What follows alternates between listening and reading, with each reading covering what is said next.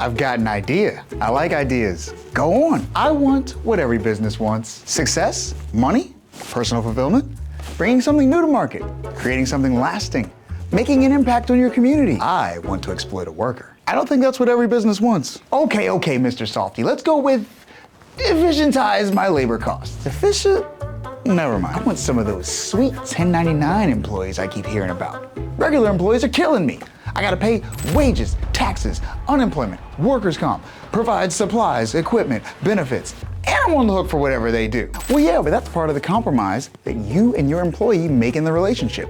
You use their time and skill to provide your product or service at a scale greater than what you can do alone. You owe them compensation and you get whatever profits are above that. They have a limited downside, you have an unlimited upside. You're selling their time and skills for more than you pay for it, and you're paying less for it because you're buying it in bulk.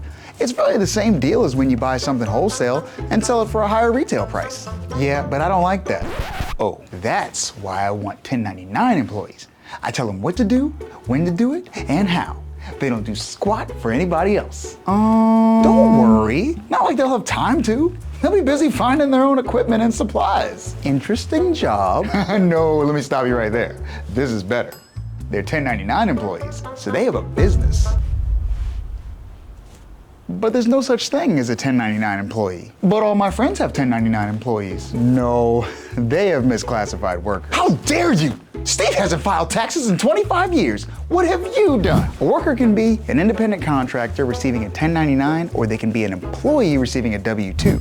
W-2, 1099, those are just forms for reporting pay. And they have no bearing on whether or not a worker is an employee. So what does? Independence. So all I gotta do is figure out how to make them independent. I got it. I'm not giving anybody a job. They get a gig. Gigs work. Done right, a gig is an independent entrepreneur running their own small business to do the gig. Yeah, now we're cooking. And I use the gigs to tell them what I want them to do, how to do it, and make sure they only do the work for me. Yeah, Amazon tried this in Virginia. It didn't go well, but they've got the infinite money glitch. I know. Amazon's version was their Flex program, an Uber-like system of independent drivers who completed the last mile of package delivery. In 2019, a former Virginia Flex driver filed for unemployment benefits, triggering the question, was he truly independent, or was he an employee misclassified as a contractor? And he was an employee. Flex ran through an app. To be a driver, a worker had to do tutorials on things like how Amazon wanted their packages delivered or handled. The app arranged delivery sequences into a suggested optimal sequence. Drivers had to follow Amazon's instructions or risk being removed from the app. Drivers couldn't work for anyone else during a block and couldn't hire help.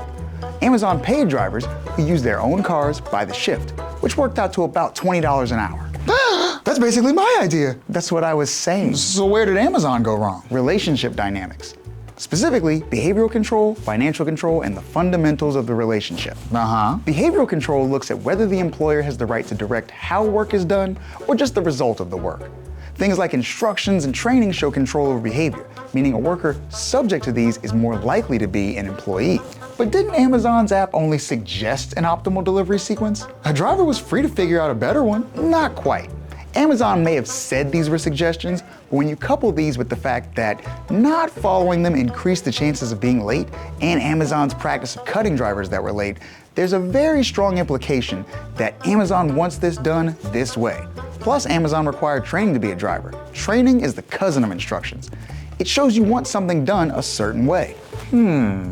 So the business model needs to leave them room to control how they do what I ask them to do. That's right. And when you're building out your business model, you're gonna need a lawyer. Now, if you can only know one lawyer, Benjamin Cardozo would have been a great one. But since you can know two, subscribe. Who are you talking to? Never mind. Financial control looks at the money. Does the worker have room to make decisions that affect their bottom line? If you control not only the worker's revenue, but also their income from the job, the worker is more likely to be an employee. Did Amazon control the money? They didn't pay a driver's expenses or give tools or equipment, but Amazon controlled the delivery route so tightly, Amazon could control how long it would take to complete a route. No matter what a driver did, it was always going to take a specific amount of time, gas, etc. to do that route. So there was no room to make decisions that affect the bottom line. Got it. Finally, there's the relationship fundamentals. The driver's work was the thing Amazon does. When that happens, courts often find that looks more like employment. It's almost like you're saying there's a presumption I'd want more control over the thing that is the essential activity of my business.